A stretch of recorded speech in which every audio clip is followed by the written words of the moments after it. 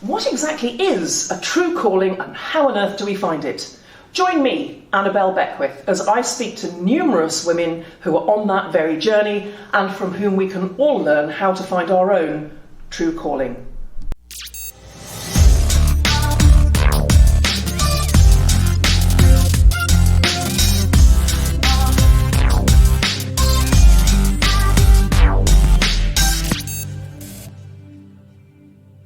Hello and welcome to the show. Now, this show actually marks the series finale, and I've got something a little bit different for you today. Today, my guest is Yana Yaneva. Yana is a psychologist and the chair of the British Psychological Society in Scotland. She is also a best-selling author and a speaker. And today, what we're going to do is look back at some of the themes that we have explored and the insights that we've learned from all the ladies that I've interviewed during this first season, and draw out some of the key factors that lie behind it, some of the psychology of our personalities, of our motivation, of our true calling, and some key points from which we should all learn. We're going to delve deep today, so join me as I talk to Yana Yaneva now. So welcome Yana Yaneva to the show. As I've already mentioned, Yana is a business psychologist. She is also the chair of the British Psychological Society here in Scotland, and is a really special guest here on our season 1 series finale, because Yana is going to help us explore some of the psychology behind the interviews, behind the experiences that all of the ladies I've interviewed in my series have shared. And from this, she's going to help us really understand how we can all find our true calling. Yana, welcome to the show. Thank you. Thank you so much for having me here. I'm truly honored. Oh, thank you. Yana, we've interviewed a lot of ladies, and all of them have very, very unique experiences in terms of how they are finding or have found their true calling. And yet, as we watch those interviews, there are some golden threads that run through them all. What sort of thing are we seeing here from a psychological perspective? You know, I first of all, I want to say that I've watched all the episodes, and there is indeed a pattern that we can discover. And interestingly enough, that pattern is a process called individuation, and it has been created by the father of psychoanalysis, Carl Jung, 200 years ago now. Really? And he talks about an exact formula that we can recognize in all your guests. It's a guideline step by step to actually become an individual, a complete and whole individual with awareness of your conscious and subconsciousness. And it's funny how 200 years ago and now we pretty much have the same traits. Exact 8 steps. This is remarkable, because I love the way that you say there. This is Carl Jung's steps to becoming a complete and whole person. And within several of the interviews, several of my guests have said, I felt like I was rediscovering myself. This is the real me. But also, Yana, I didn't set out to prove anybody's hypothesis or anybody's theory. And, you know, I had no idea. I've heard of Carl Jung. I know a little bit about his work, but not very much. So it's fascinating to me to discover that actually all of the ladies that I've interviewed are proving his point. Can you talk us through the steps? Yes, absolutely. We're not only proving his points, you know, it's an absolute evidence that even 100 years later, human behavior has not changed at all. We're going through exact same stages. We're doing exact same things. The difference is just we're doing it backwards now. But let me walk you through the steps, and I'm pretty sure you'll be able to find yourself even in those steps, because I'm using that guidance every time I need to make a decision or some kind of a choice in my life. I'm using that exact same guidance. Wow. So everything starts when Carl Jung was basically treating people, and there was a specific phrase which an elderly man said to him, and the phrase goes like this: And it's a phrase that I would recommend anyone to write down and remember all the time. I'm writing it down now. So it goes, the world will ask you who you are. And if you don't have an answer, the world will tell you who you are. I mean, do we live in a different time? I don't think so. That is fascinating, isn't it? Unless you have an answer. And this points to one of the things that many of my guests have said is like choosing to define themselves, choosing to step out of the norm or whatever expectations had been set for them, and moving forward. And the interview that really comes to mind, I mean, this was a theme of several of them, was Bayile's, when she was talking about not quite knowing where she fitted in, and her father saying, oh, you don't want to be an entrepreneur, you want to do this because people like us don't.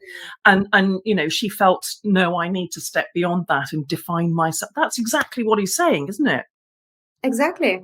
If it's such a strong phrase, but it just makes sense. 200 years later, we're in the exact same situation in modern times. The world will come and ask you who you are. And if you don't have an answer, the world will tell you who you are. Yeah. It's that simple. And that's actually pretty much the first step in the process of individuation that Carl Jung creates in order to basically guide all his the entire patients that he had, how to get to a complete, healthy, whole being with everything. And the first step is simple enough. Don't let others define you. Quite simple. And we're constantly battling that. And most of your guests and myself as well, we live in such a demanding world simply because it's loud and information is everywhere. And from a very young age, we are used to it comparing ourselves with others. We always seek what others are doing and we try to copy that. Yes. And to some extent, Carl Jung explains that with the work he did with Sigmund Freud, because he talks about child's trauma and so on and so on. But even now, moms everywhere are comparing their kids. Why can't you be more like your sibling, like your cousin, like your neighbor, like your classmate? It's from very early stage. And it's not like they're doing it on purpose. It's a complete subconscious thing. It just happens because it's been piled up generation after generations. Yeah.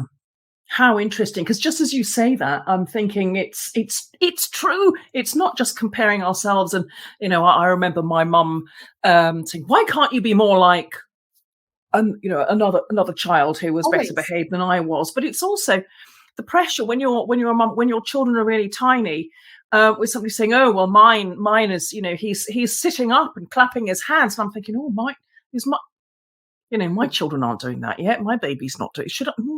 You start to worry or constant comparison. You're quite right. Exactly. But that's a subconscious thing. Yes. In reality, you are capable of seeing the reality. There's nothing wrong with your kids. They're quite normal. Yeah. Extremely. But just because you're used to doing that, it's that subconscious habit that constantly makes you compare.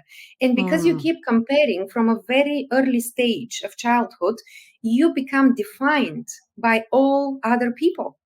And unless you build up a very strong personality with understanding your conscious and your unconscious, you become weak individual. And weak individual will always be told what to do from the world and who he is. Always. How interesting. And it's also, it's quite a sobering thought to think, as you say, we do this subconsciously. And even though we don't mean to, because we might be thinking, well, my child is something wrong. Should they be? That we're passing this on to our own children. So, it's this thing about like breaking the cycle. And one of the things I have to say that I've always tried very hard to do with my own children is allow them to define themselves and, to encourage them, but say you find something that you love and follow that path, follow your own path. But it's interesting it's interesting that's the first of Jung's steps. What comes next, and how do they kind of follow on one from the other?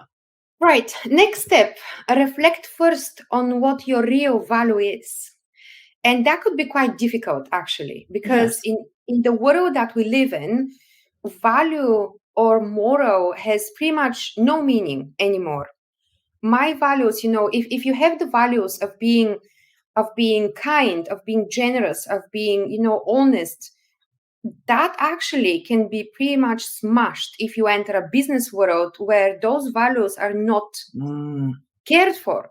And then what happens? You start doubting yourself and you go back to defining yourself. So you're back on stage because someone else is defining you.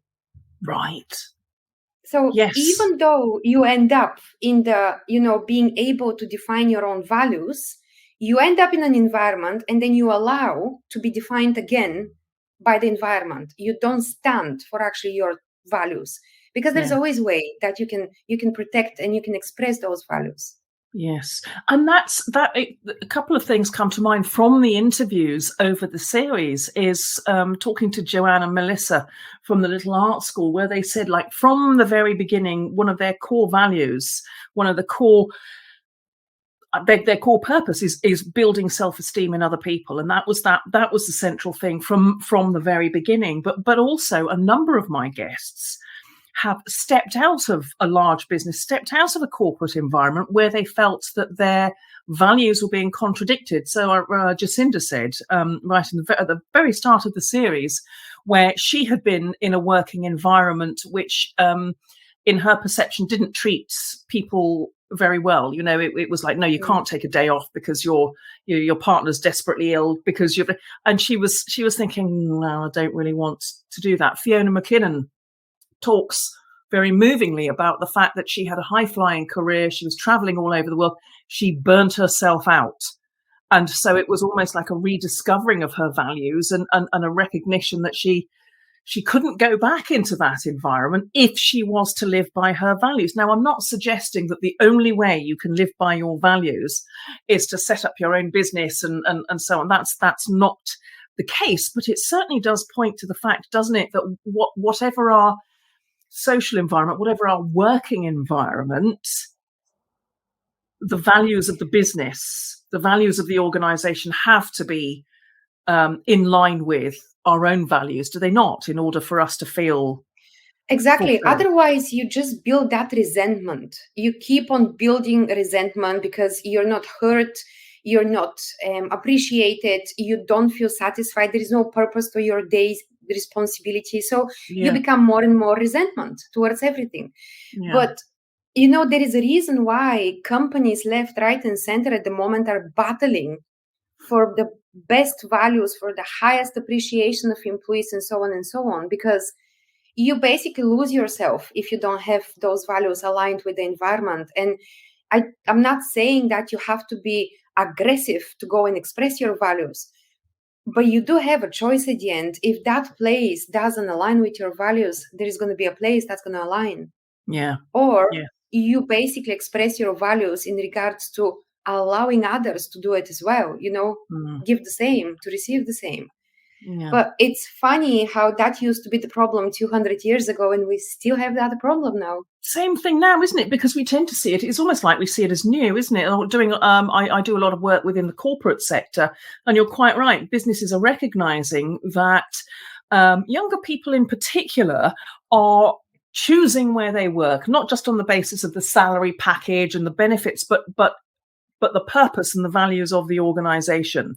And the sense to which they are valued. They're not just a cog in a wheel, but the sense of in which they are valued as a genuine contributor to the overall business goals and so on. So we can see it in a number of different environments that's increasingly recognized now by forward-thinking companies. So that's exactly interesting one. Again, another one stage that we all experience. Yes. The next one. Understand your passions. And here we talk about, what is a passion? So Carl Jung specifies, when we're talking about an individuation, becoming a whole being, you always will get passions and desires that are suppressed by a parent, by a neighbor, by a teacher, by a random person on the street. it's just inevitable. I remember when I told my parents, I want to be a psychologist. I want to work with the interconnections in behaviors and humans. That's what I want to. My parents said no. My entire family's background is coming from finance and economics and business, and I'm going completely off the chart with that psychology. And I remember my parents basically were, no, you need to go and do finance as a major in university. And I'm like, no, I want to do psychology, and I'm going to do psychology. But if I was agreed at that point, that's going to become a suppressed passion of mine. And the more suppressed it is, it's going to come back and kick me probably at some point, because I will always suppress any next passion or desire that I have, because I remember the first one I had to suppress. And I know it's not going to come anywhere. If you don't follow up on your passions and desires, if you just suppress them, you basically present yourself to live a very meaningless life. And we go back again to stage number 1. Don't let others define you, because my parents tried to define me based on them. And I said no, because my value sits with that curiosity. It's one of my biggest values. And I followed on that path. Yes. But we can see it everywhere, and you can see it, I can see it. People choose to suppress that because they don't hurt feelings, because they will not stand, in front of their parents, because they want to be in a good relationship, because they want to make them proud, or whatever reason. And this is where we go down the rabbit hole. And then it just follows one after another. And you end up as a very angry, resentful human. And that affects your relationships. It affects your life. It affects your purpose. And by the time you are about to, let's say, live this life, you haven't done anything. And you will be extremely sorry why you haven't done anything. Yeah. Do you know, it's an interesting point, because I can resonate with what you're saying about your parents, because many of my viewers will know my mum's Indian. It's a very strong thing in Indian culture that you want somebody in your family to be a doctor, or, the professions. And I remember my mother was very keen for me to be a doctor, and biology in school, I'm really squeamish. So when we had to cut up an eyeball or a frog or something, I was just like, I just couldn't do it. And also, whenever I was talking to my cousins in India, they would say, what are you studying, at university? What are you studying? Science or commerce? And when I said arts and humanities, because I studied English language and literature, they were looking at me like, what on earth do you want to do that for?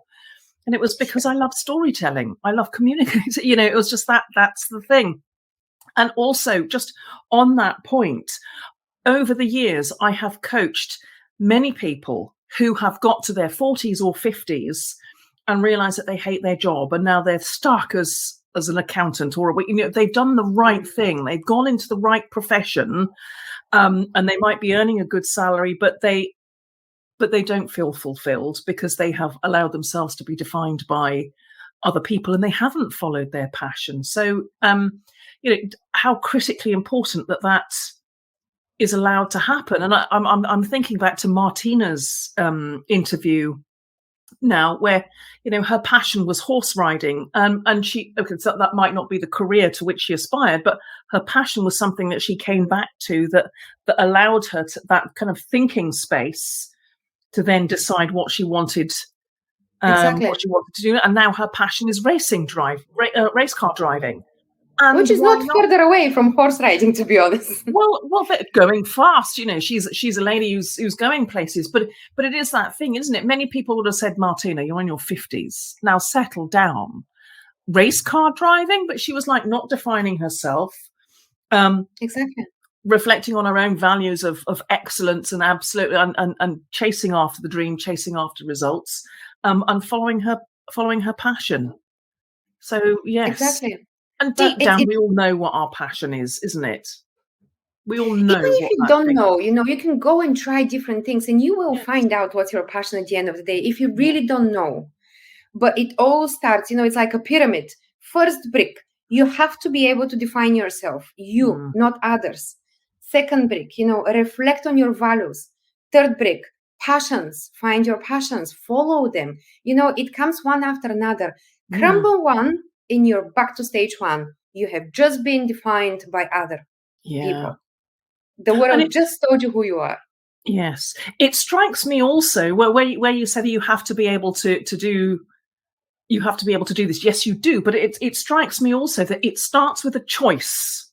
It starts with a choice. It's like, no, I choose to define myself. There's all this noise coming at me from the world in general, from family, from society, pressures, from culture.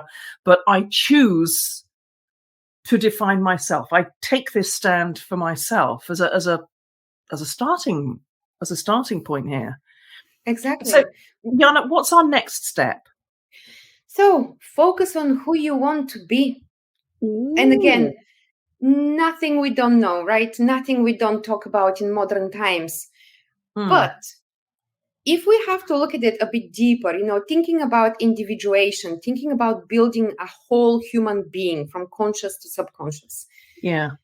Focus on who you want to be talks about all the environments you end up, and then you feel regretful, or you feel shameful, or you feel sorry about something, or you I don't know, you had a fight with something, and then you define yourself as a bad person. And this is what Carl Jung says. You are not defined by the environment. You choose who you are.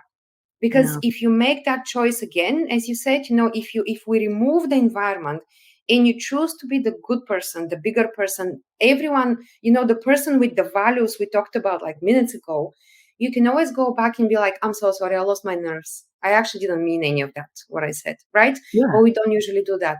We continue with that resentment throughout the entire day. Sometimes it even sticks for days and weeks after that. You're feeling angry, annoyed, anxious, and it ends up with the most physical expression possible, depression. Yeah. Yeah. And all because we made that small decision at the moment. We didn't choose our values. We chose the environment.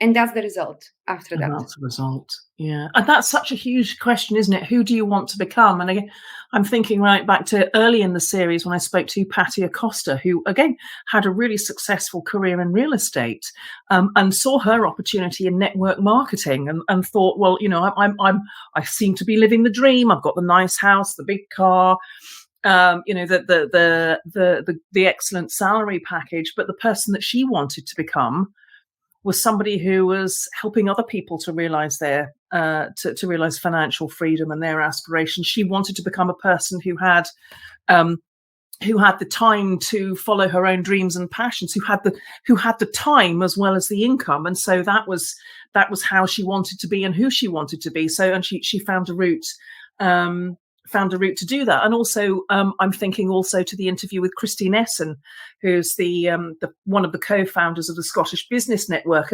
And for her, it wasn't just who do I want to become. It was also that spilled out into what do we want this network to become. And it's almost like who she wanted to become and what she wanted the network to become have absolutely been the focus of the building of that network, which now, having started, as Christine will say in the interview, having started with fewer than 10 people in the corner of a coffee shop somewhere in London to a huge network that spans the globe. So there is that big thing about having a vision, isn't it? And perhaps recognizing also that we can change. We grow into our future self. We haven't got there yet. There's still learning to be done to get to that. There's step by step.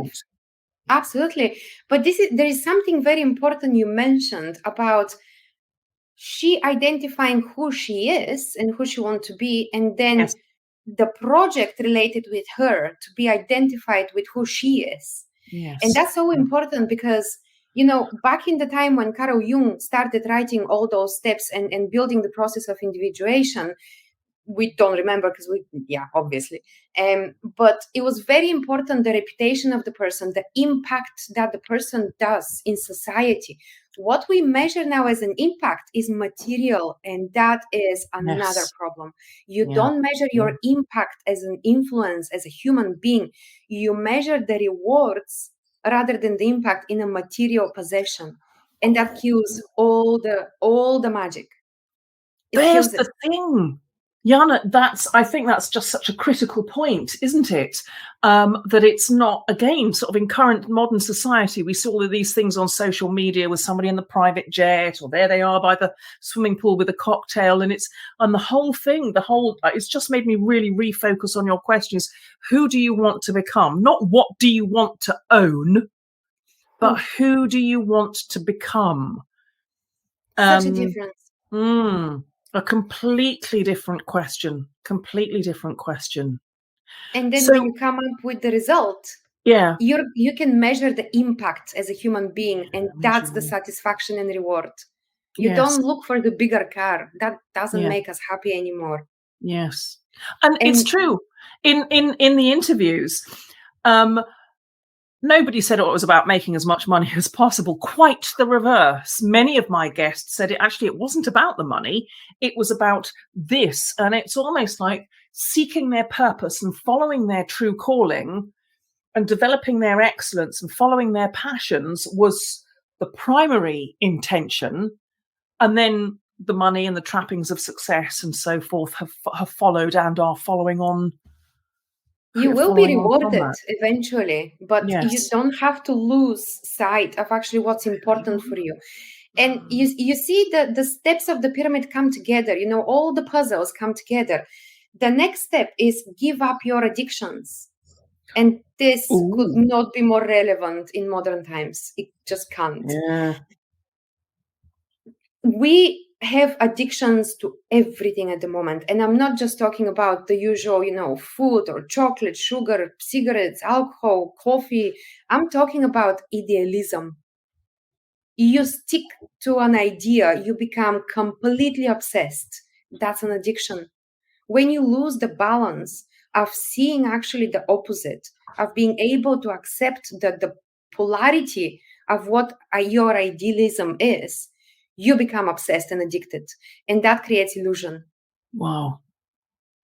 So is this a little bit like, one of the things I often say when I'm working either with coaching clients or training is like, don't be too quick to believe what you think, or don't hold on to it so tight, because if you think when you think that's it, then you're automatically closing yourself off from other perspectives. Is it something like that? It's exactly like that. You hold on your idea so tight that you don't have the opportunity and chances to see everything around you. It's literally an addiction. You decide tomorrow that you're going to be business coach, and you get so obsessed with that idea, you don't actually see that there is something better for you. Maybe you should not be a business coach. Maybe you should be a speaker. That's better for you.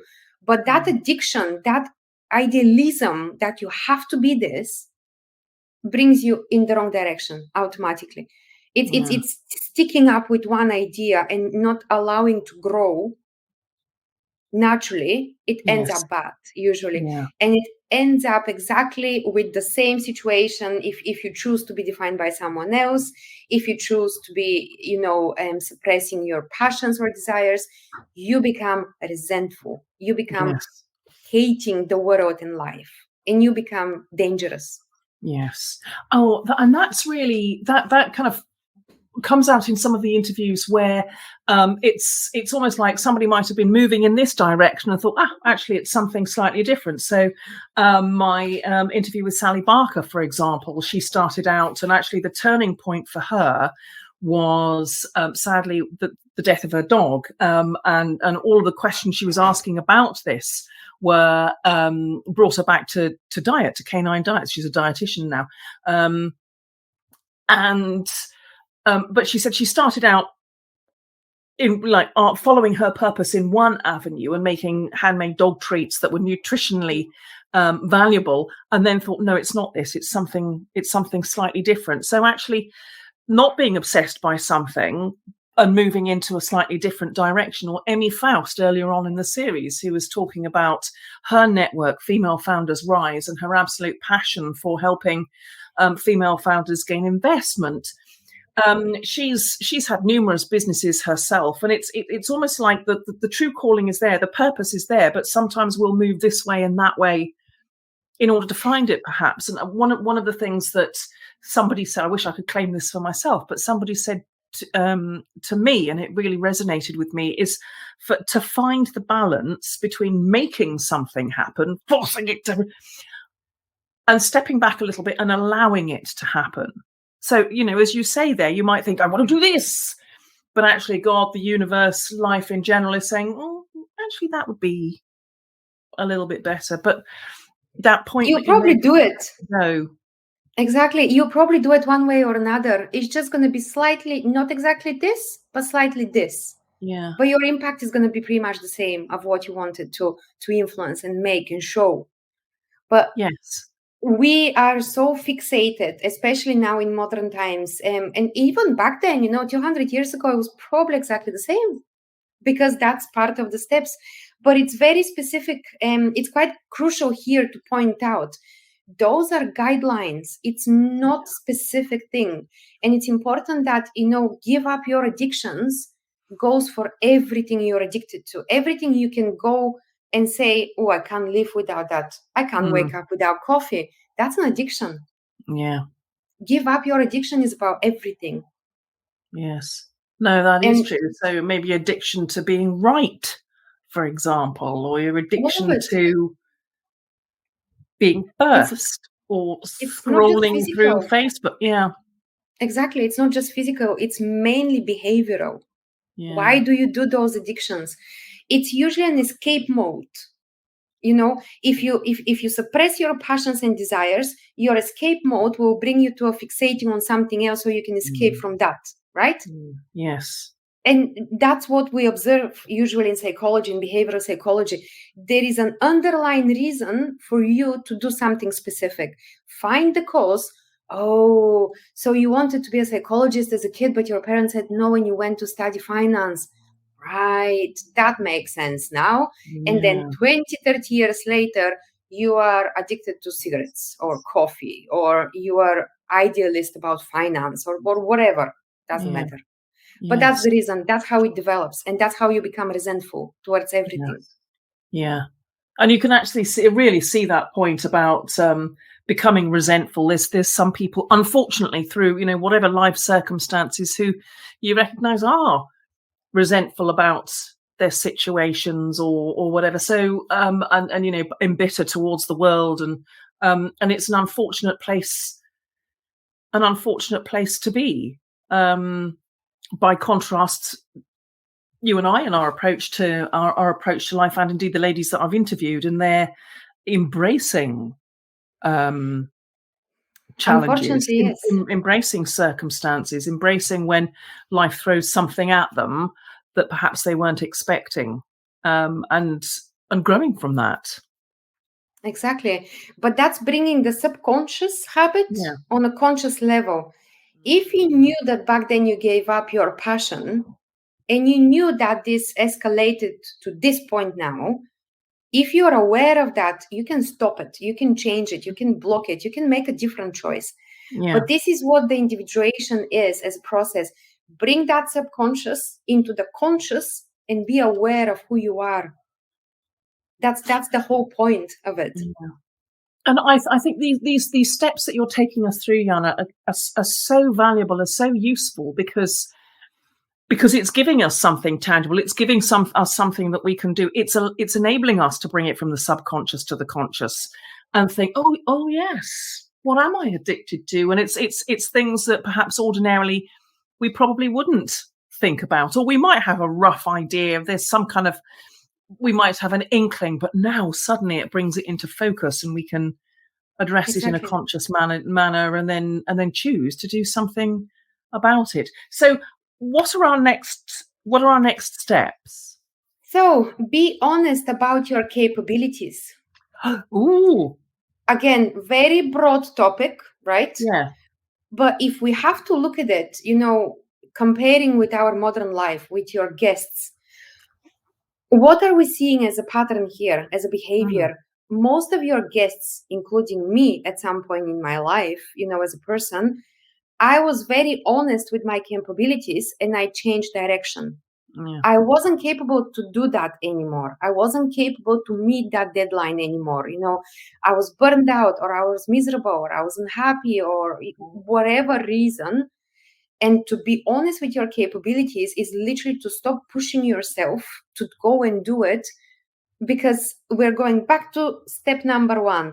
You're defined by the world. That's why you're going to go and do it. That's why you're going to go and push yourself, because the expectation is right there from your colleagues or neighbors or family or friends or whoever. That's the only reason why you do it. You don't want, you don't feel like it, you don't enjoy it, you don't anything, but you do it because you have been already defined and you have accepted that. And now we're going back to square one. Here we go again. Yeah. So being honest about capabilities, we see it every day in modern lives. We talk about health, we talk about deadlines, we talk about families, we talk about relationships.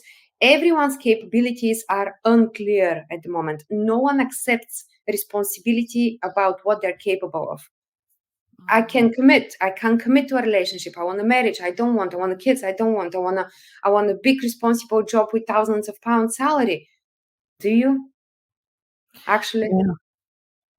Or is that because you have just been defined that this is what you should do? It's like, we're going back to the labels. Yeah. Like women should step into more leadership position and so on and so on. Yes, they should, but not all women. Only the women that want to, because that's their purpose and that's their values. Not everyone can do that. So don't put all the women under that circumstance.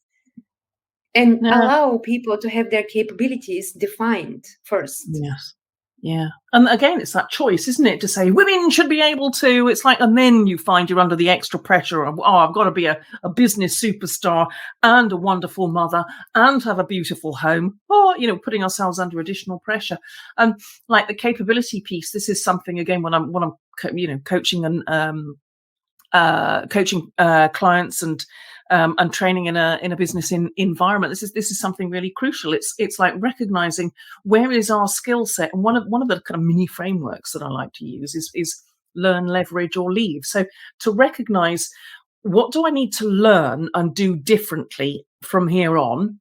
So this is, I think for me, this links back to the thing that you were saying earlier, Yana, about who do I want to become? If you want to become the next, the chief executive of the next software unicorn company, it's like, well, then you're going to have to learn things in order to fulfill that role. So what do you need to learn and do differently? What are the strengths that you can leverage because they've always served you well? Your ability to communicate, or your ability with numbers, or to be analytical, or whatever it is. But also, what is it that you need to leave behind because it no longer serves you? Learn, leverage, or leave. And that, again, I had no idea, but that very much ties into what you're saying here, in that leaving behind your addictions, leaving behind society or cultural or family definitions. Can you do that, actually? Can you leave behind? It's a question that I like to ask, people that I work with. Can you leave behind your opinion and go and mix up with the opinion of the world? Well, no. But you're actually doing it every day. So why no? Yeah. You are actually doing it every day. It's by default. It's on a habit mode. And then talking about comparing, constantly, we compare ourselves. And here it comes, underlined again, some kind of a passion or desire of being rejected. You have a passion of being approved. Yeah. So that's being suppressed. You create a fear of being rejected. Here we have another problem on behavior. Yeah. It's so much of it is down to habit and practice, isn't it? And sort of the repetition of old patterns and then repeating new patterns so that they become habits. And that breaking out of patterns. I'm thinking of the interview with Alison Bolter, who has been a computer programmer for 40 years. And as a woman, as a woman in that software development environment years ago, there was stereotypes. So she tells a story about dragging this huge computer, no laptops back in those days, this massive computer the size of a suitcase through an airport. And somebody came up to her, a young man came up to her and asked her if it was a sewing machine. And it's like, no, Expectations. it's a computer. Now, to be fair, not many people were dragging computers about the world at that point, but they certainly didn't expect a woman to be doing it. But that came out in so many of the interviews with my guests, like not being afraid to stand up and be different. Exactly. And to break the mold. Because you're going to turn it, into something quite unhealthy and nasty after that. Yeah. Yes. And that actually brings us to the next one, which is make strength from your weaknesses. Oh, now tell us more about that. That's a brilliant concept. So it's actually quite simple. For example, let's say, and I'm actually going to quote you here on something that you said, and I think it's very relevant. You are telling a story about when you were a young kid, you were on the bus, you were going to school, and you saw a phone box and letterbox. Yes. Yeah. And you were talking about, oh, hey, look, there is a letterbox. And the guy next to you or the driver basically said, no, it's a phone box. Don't listen to her. She doesn't know what she's talking about. Yeah. Now, this as a kid could be something that will really mark you for life. And it did. It did. And it will develop into a fear of talking in public. Yeah. And I'm bringing that conversation as an example because I saw you're doing your free webinar about public speaking. Yes. But this is an example using your strength as, making strength out of your weakness. You lived in that fear of being a public speaker to the point where you faced that as a situation that happened thousands of years ago. And throughout your perseverance, your use of willpower, support, and whatever reason, you are actually being able to make a strength out of that weakness that was created for you. Thank you, Yana. Yeah, I'd never seen that before, and yes, I have told that story many times because it was a throwaway mark for that person. Oh, don't take any notice of her. She doesn't know what she's talking about. And yet for decades, probably till I was well into my 30s, that was my earnest belief that nobody, why would anybody want to listen to me? It was a really debilitating, limiting belief. It was. Yeah. But you're right. But now having turned it round, I know other people who have a debilitating fear of public speaking or of speaking their message out. So that experience of mine, that inner voice saying, well, nobody's listening to you. No, don't, just keep quiet. No, everyone knows this already. Having overcome that myself, I'm in a better position to be able to help other people do the same thing. And that's part of the process of individuation. Yeah. That's how you bring subconsciousness into consciousness and make something good out of it. That's the whole point at the end of us as human beings. Bring everything that's been suppressed for years, analyze it, go and make some use of it at the end. Share, help, show, teach, mentor. Absolutely, and what a great point, because sometimes we're taught to almost be ashamed of our weaknesses, or to don't let this get but actually how we can leverage that as an opportunity for growth is every weakness is on the basis of you compared to someone. Every weakness. There is no such weakness. I've never come across a weakness that has not become a weakness because of comparison happened somewhere, sometime, from someone. Could be a stranger, could be a family. But once it's on the surface and you're like, do you know what? I'm actually going to go and do a class about public speaking. I'm going to start, going to, trying with my friends. I'm going to do public speaking here. I'm going to do a podcast. And that weakness becomes your strength. And then you realize actually you're good. That's fulfilling your potential. That's finding your purpose right there.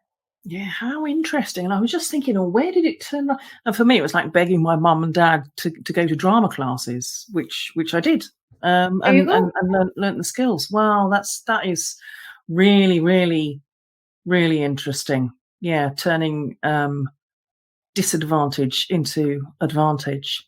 So, Yana, that's taken us to 7 steps. You said there were 8, did you not? Make time for deep reflection. Ooh, yes. So, this is a little bit funny because, we've been talking about all the 7 steps. And all the 7 steps come on top of each other like a puzzle, like a ladder, like a pyramid.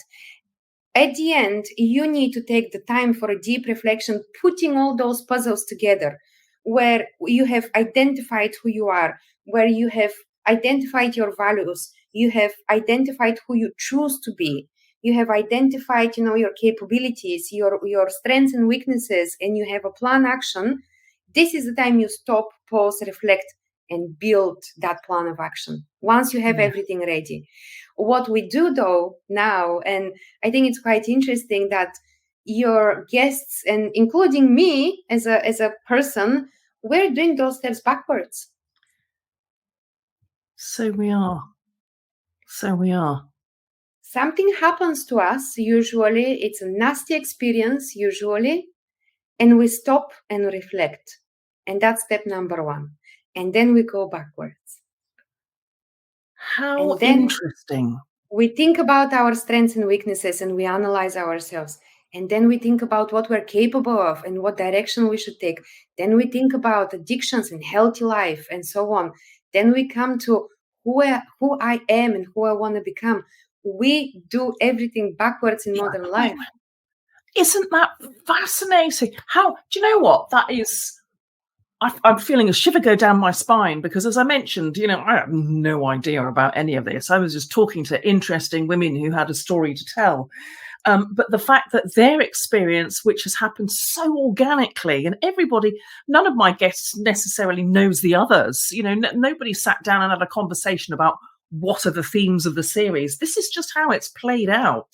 And to hear you saying this, that not only does this follow Carl Jung's steps, but it is in reverse. That's exactly what's happening. Something happened to make all of my guests go, oh, hang on a minute.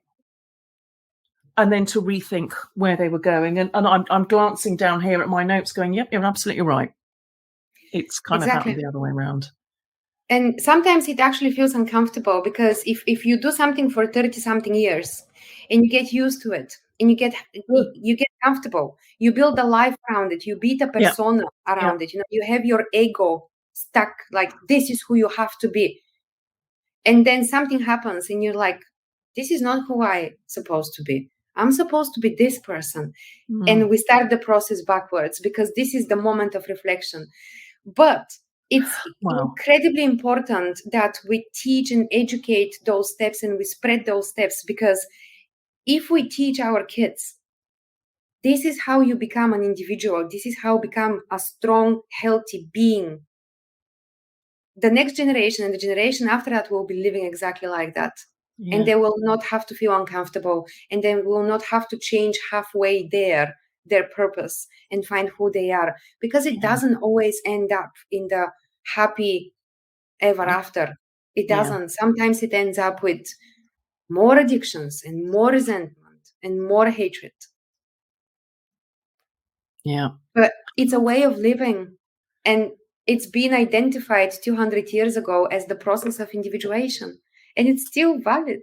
And there it is, and it's valid, and it has played out in season 1 of True Calling. It has played out before our very eyes. So now I'm just going to go through those steps along just to capture them. So the first one is define yourself.